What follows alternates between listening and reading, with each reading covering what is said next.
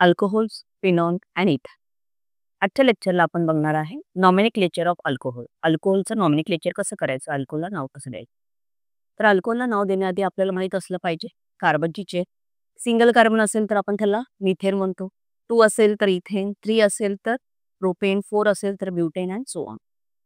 जर आपण नॉमेनक्लेचर देताना कॉमन सिस्टीम वापरत असेल, कॉमन नाव देत असेल, तर नाव द्यायचं आहे अल्काइल अल्कोहोल.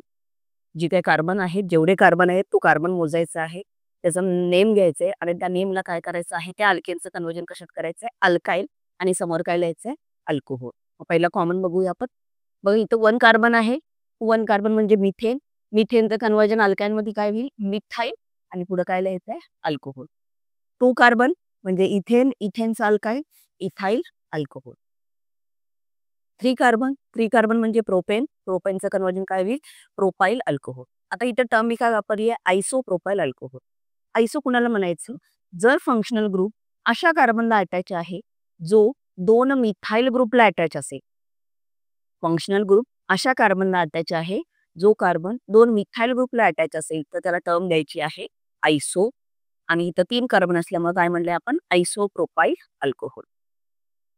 1 2 3 4 4 कार्बन आहेत, त्यामुळे काय येईल, ब्युटाइल अल्कोहोल. OH कुठं प्रेझेंट आहे बघा, अशा कार्बनला जो 2 कार्बनला अटॅच आहे त्याला आपण म्हणायचं आहे सेकंडरी कार्बन.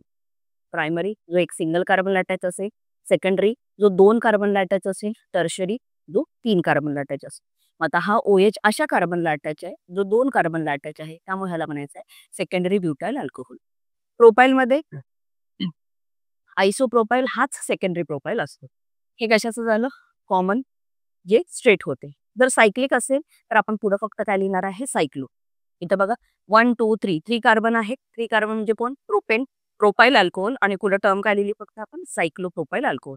इथं 1 2 3 4 4 कार्बन म्हणजे ब्युटाइल, सो सायक्लो ब्युटाइल अल्कोहोल. इथं ब्रांच असल्यामुळे ह्याचं कॉमन नेम येणार नाही.